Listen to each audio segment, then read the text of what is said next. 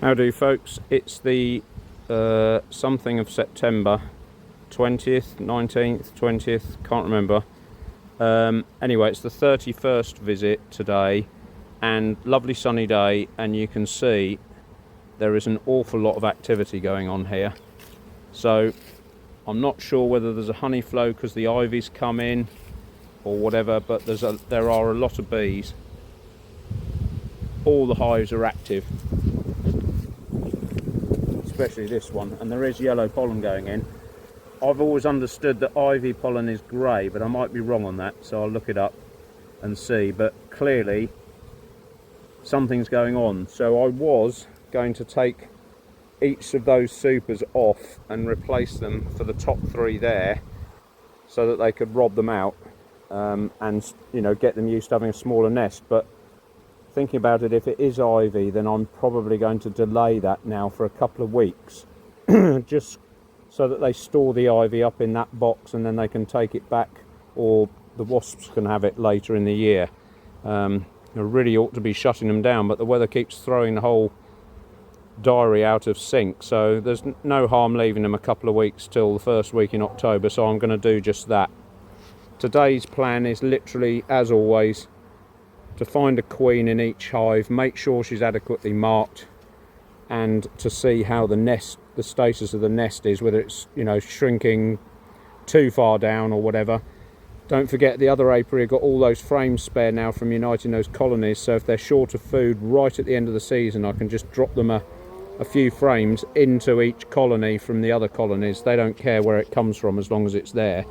So yeah, we've got plenty of options available, so today's job is just to go through them quickly and see if there's a queen. Okay?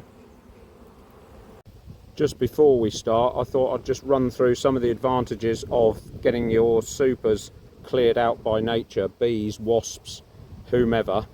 One of the advantages is that the wasps raid this rather than raiding the hives, because there are no guard bees on these hives. You can see I've lifted the lid just now, so there's a bee can smell the honey or the wax or whatever. The second advantage is that you now get a very clean, completely dry, look, there's a little bit of wax and debris coming out of there, but nothing. But these are now completely dry. You can put those in a shed and you're not going to get wax moth or any creepy crawlies or anything horrible in there. That's another advantage. The third advantage is that all these are like little honey jars now. They've built all that out. They've used the energy that they've collected, the nectar. They've used that energy to make wax, and now they've built a series of honey pots there that they've just got to put honey in and pop a lid on top, and there you go. There's literally all the energy goes into honey production, so you increase your honey production. So they're three of the main advantages. There is a fourth that I thought about on the way in this morning, but I've completely forgotten about it because I'm a bit of a clown. But there you go, they're the main advantages. You can store them, it's good for honey production, and it stops robbing between hives, and also the wasps leave it alone. Right, so do the smoke trick and off we go. Tiny little bit.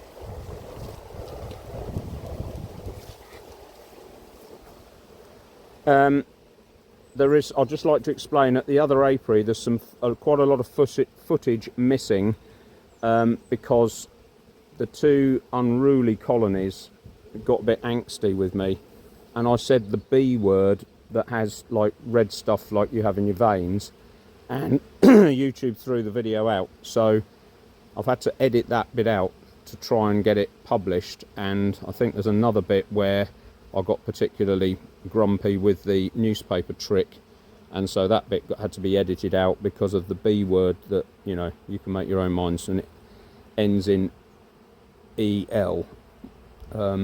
Yeah, so you can work it out, but yeah, I didn't realise, but YouTube doesn't like that word, so that's why there's a lot of footage missing on that.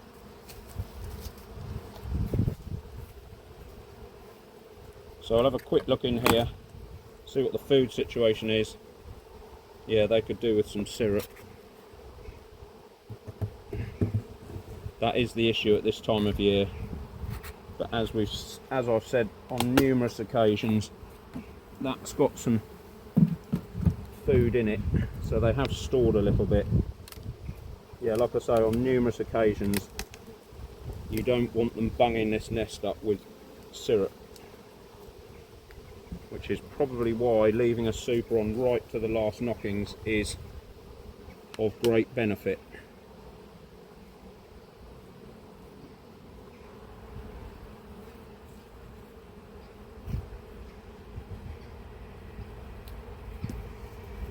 So what have we got in here? It's a bit warmer today. You can see instantly the difference it makes to pulling this nest apart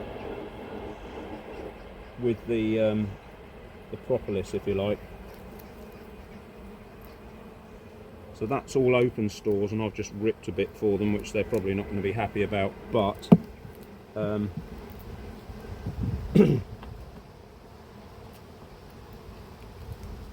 it means that the nest, they're keeping the nest open, and they're keeping a lot of the grub down here open as well.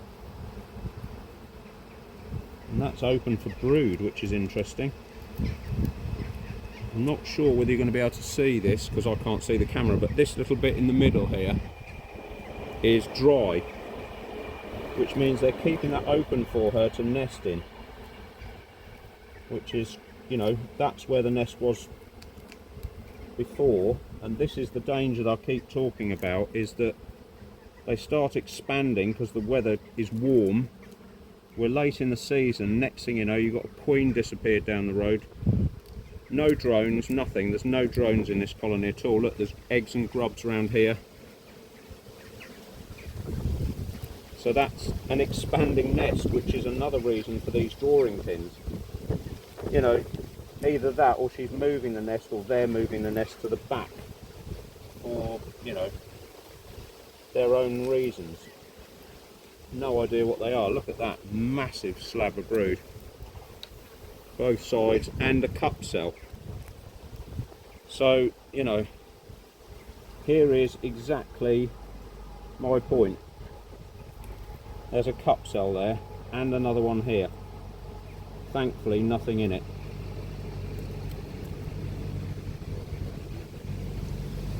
So you have to be really careful at this time of year that you don't overstimulate them with grub. That's all empty, just been born. That's all just been born. So hopefully she'll be relaying. I mean, it's great in terms of creating a nest of young bees, you know, winter bees for the winter period where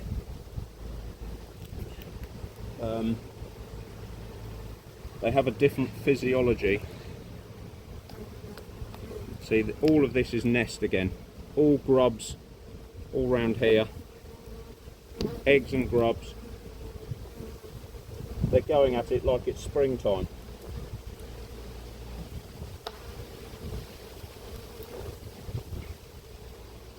And again, there she is. Well, there she was. There she is. Lovely looking queen. So, like I say, this is the danger. A good bit of weather, or a change in weather, and it fools them, especially if they're starting to get pollen to come into the hive, and they've got food on tap from me up top. That's all pollen and food, so that is actually the edge of the nest. So I might swap that one back there that was open for, yeah, that's food as well. So that is actually officially the nest. And I might swap these two over.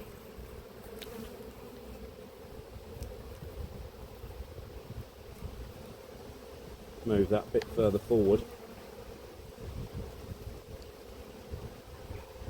So I can actually push that now, 4 or 5 frames.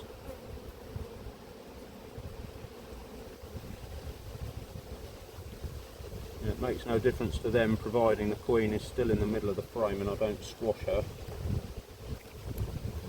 I think it was this one, wasn't it, that had open?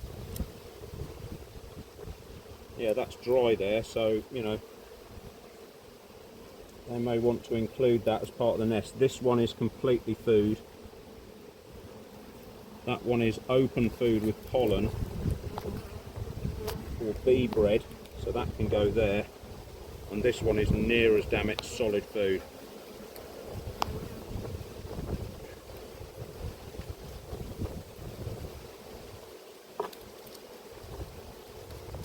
So technically, that is an expanding nest, and it may well work in our favour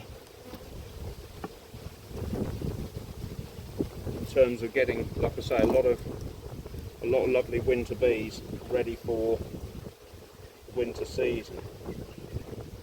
And it's cemented my opinion, or decision if you like, to leave the supers on now as long as I can, just to take that, so they've got this sense of space above them. Come on, you idiot, get out of there. Yeah, too claustrophobic and they'll swarm. Already found two cluster cell, two play cells there, which is what you would start finding in March, April time. I'm just going to remove this just to give me a sense of what's in the super box in terms of stored honey or syrup. I would guess there's no honey about now, so we'll just have a look in this middle one.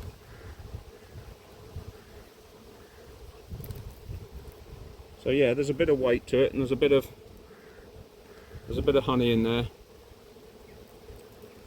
or a bit of stored something. Nothing capped, which is good.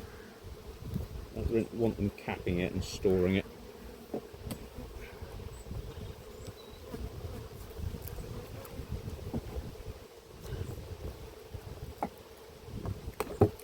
So eventually we will be, so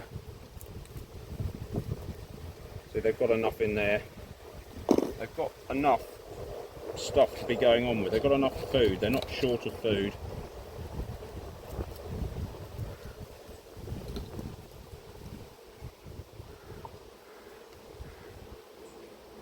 So I have no concerns of them starving. It is just, my concerns now have turned to, you know, late swarming.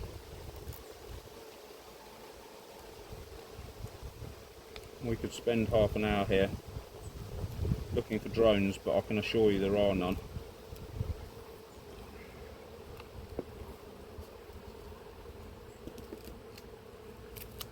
So look, they're going for this in quite a big way now.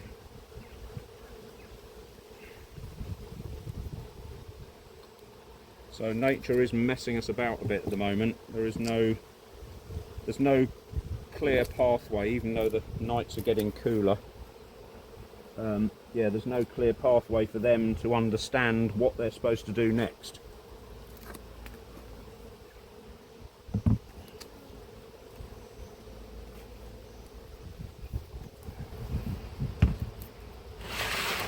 So we'll just have to, as always with beekeeping, you have to keep, well, it helps in life really, you have to keep an open mind about what's coming next and not just make your mind up for them, because they will just do whatever they want to do, regardless of your opinion.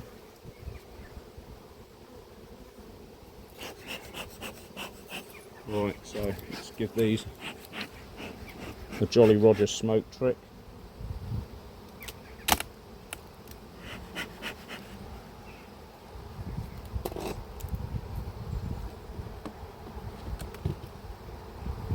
Right, not a lot of activity up there at all. So Not quite sure what's going on there, but look, almost empty compared to the neighbours.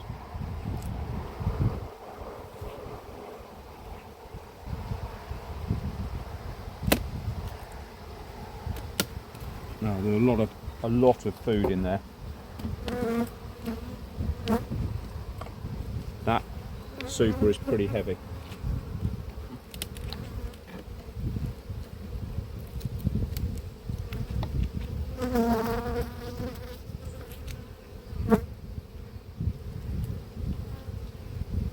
So they're a little bit jumpy, but not horrendous.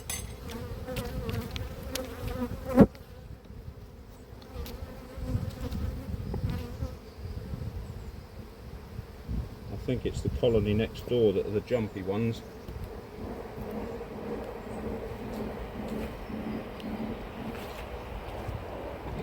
Not sure you can see it. Can you see all right there, or get a bit closer?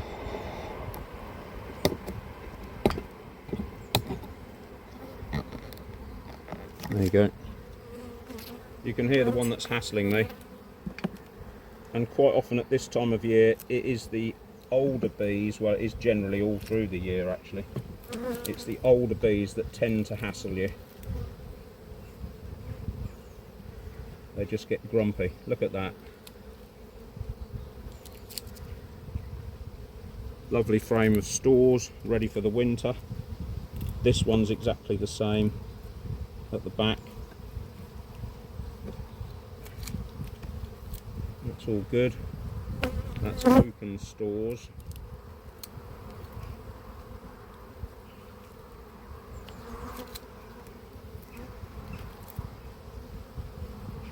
Open stores again.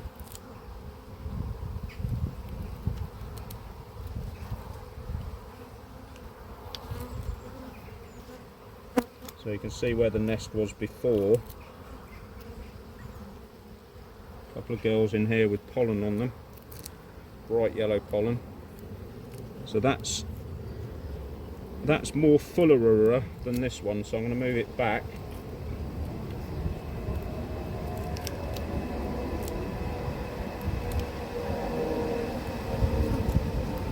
So here's the nest, allegedly. Yeah, eggs and grubs in there, right in the middle. Not so many in there, just a few. So it is, that's why I put the drawing pin this side, and you can just see the eggs and grubs around here. So that nest is of a similar size to last week.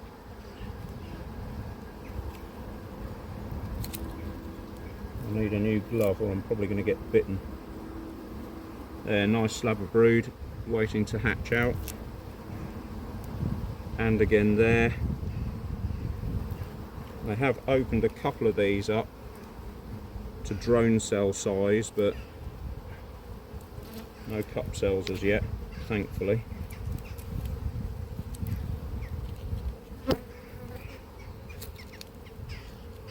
I've no idea how I rip my gloves like that. Must be on the metal bits of the... Oh yeah, look at that, lovely. Just make sure she's not on here first before I show you this. Absolutely gorgeous brood here. You can see all the eggs and grubs in there, and here, hatch in the middle.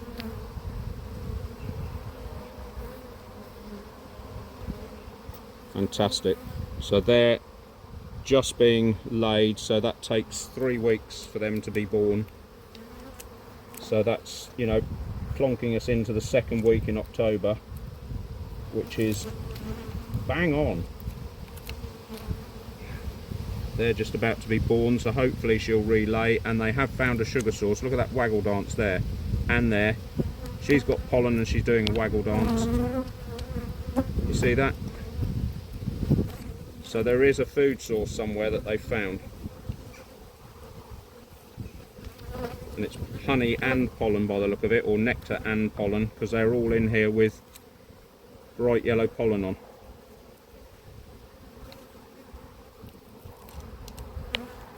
Better give them some more grub because they're getting a bit jumpy, or it's the ones next door come in to pester them.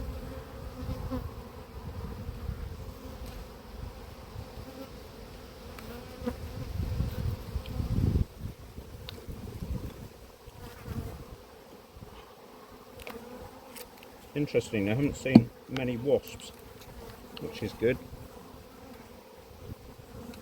So again, that's a small patch of brood with eggs around it, and there's another patch of brood there with eggs around it as well. So it does seem crucial that we keep the nest with the super on it.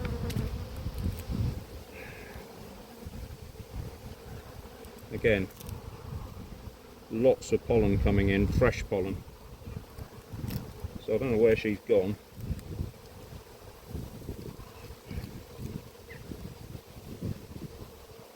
Probably hiding somewhere.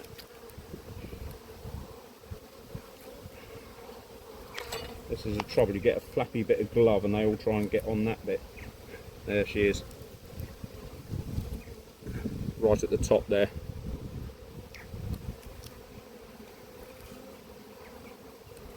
So, all good.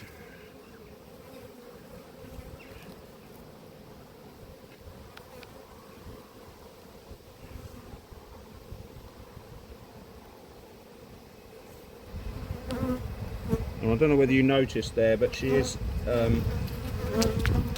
darker coloured queen than the one next door. Had quite a lot of orange to her abdomen.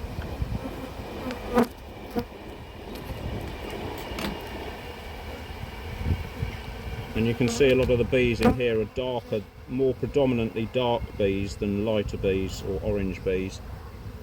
So that's, you know, that's part of her, whoever her dad was. And, you know, keeping this Caucasian strain going, if you like. It's predominantly Caucasian bee rather than Italian or anything else. So they've all helpfully kept off the edges.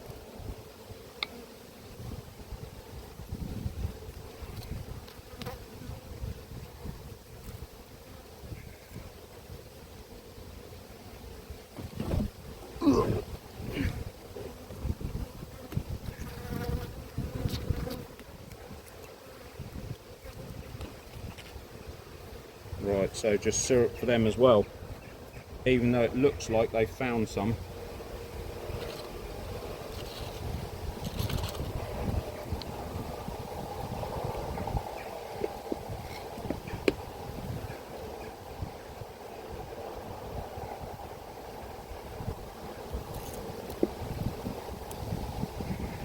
They are still looking for it.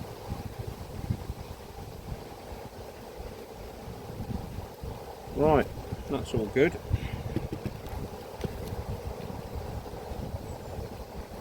So I'll just nip off and get a new glove and then we'll go to the next colony. So rearmed. I'm going to do the smoke trick. I'll probably, oh here's my J tool. I'm going to do it at the front this time so I can hopefully push her to the back, because the other one I did at the back and it pushed her to the front. So I'd rather see her earlier than later.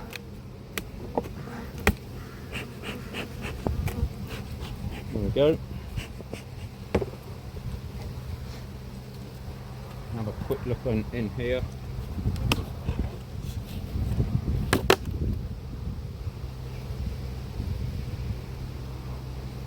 So they are looking for food up here.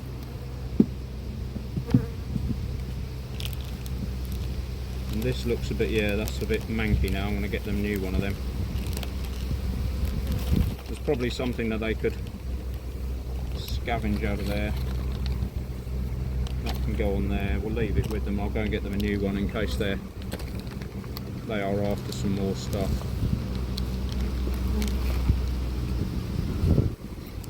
Right.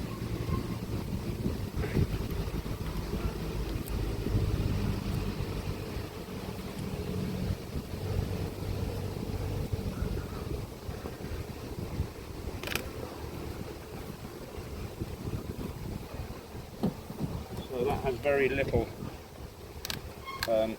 stores in it, or very little honey stroke sugar stores.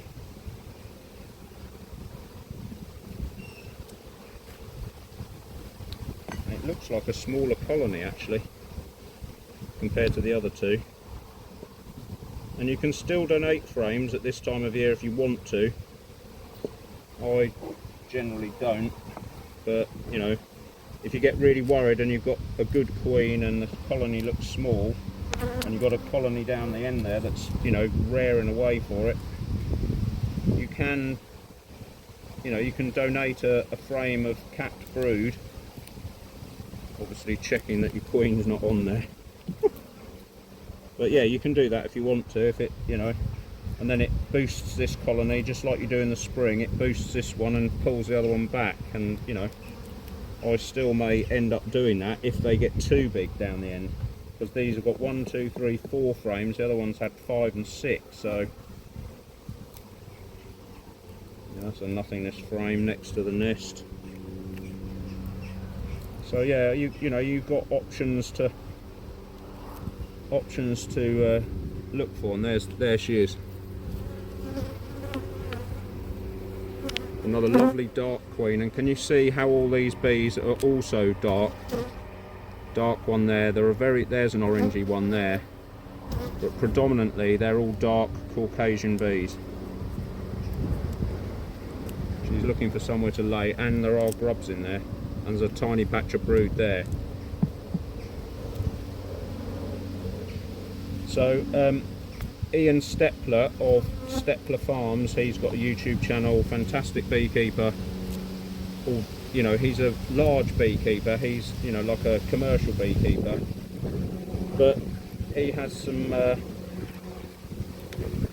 very useful information that I copied, and he does this balancing trick of balancing all the colonies. There was another good frame of brood there.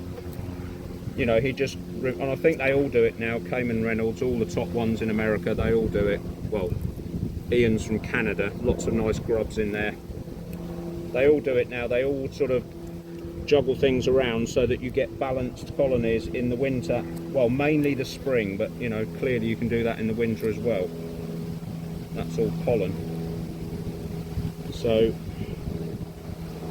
this nest is about right. She could almost do with a frame that she can lay some eggs in. An empty frame, but you know, there's no point going mad. Some colonies, they just have their way of doing things, you know. It's a bit like humans really. Some just have their way of doing it.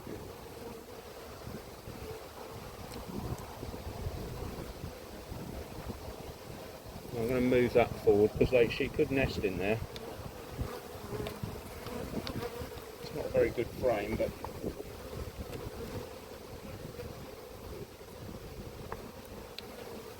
I'll move it further forward just in case they want to use it. Actually, I'm going to scrape off some of that junk.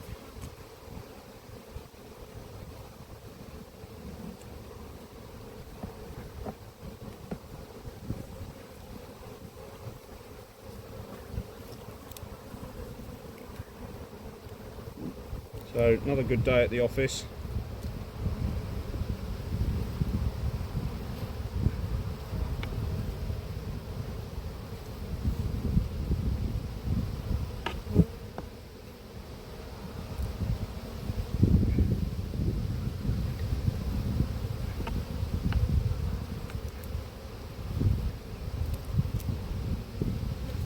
And there are probably, you know, quite a few beekeepers out there that will, you know, they'll stop inspections about now. They'll just say, well, what's the point? You know, a queen's in there. But it's like a lot of things, you know, what's the point of doing anything? But with beekeeping, it's about knowledge and knowing what your colonies are doing. I mean, everyone makes mistakes in all walks of life. We all make mistakes. I make hundreds. But you know, as we've seen just at the end there, the colony right at the end, there are a couple of cup cells. So if you don't destroy them or take some action, you may well end up with with your bees in the blooming trees, and you had no idea. So then you think you've got a queen-right colony going into the winter, and actually it's a queenless colony, and it just dies, and you think, oh, they probably starved, or they probably did this, or they probably did that, but you don't actually know.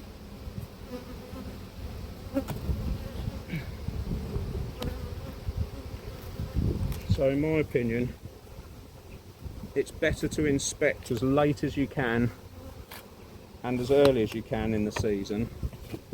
Obviously it's more work, but you know what's going on there.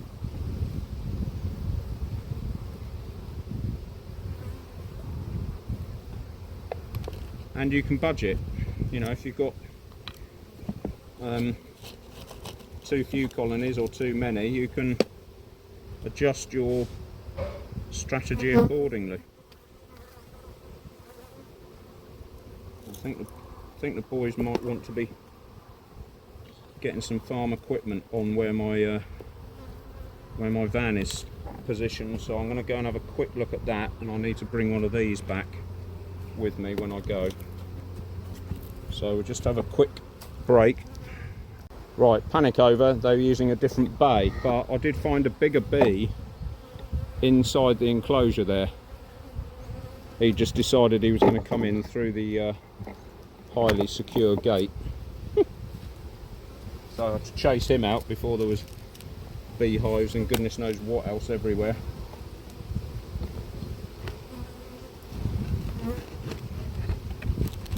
So that's that in there. Shop with them.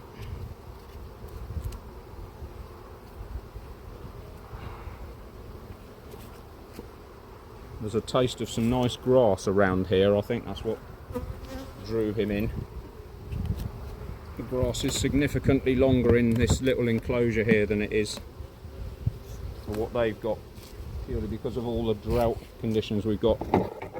If you look at this little lot, there's some nice new tender shoots, and then that's what they're grazing on out there. So this is a mouthful and that's nibbling, so that's probably what it was. Anywho, that's it for another week. I was just packing up and heard this lot. I mean, listen to this. There is some honey flow on or nectar flow on. These two have found something. Look at the amount of pollen going in.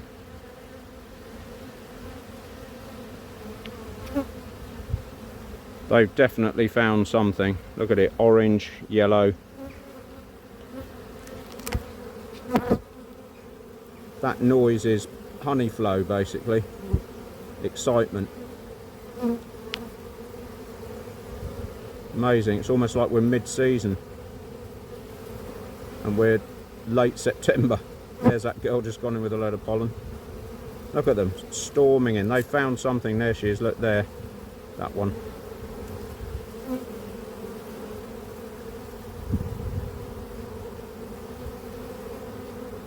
And if they found pollen with nectar, then that is the reason for keeping the hive quite large. Look at them, piles of it coming in.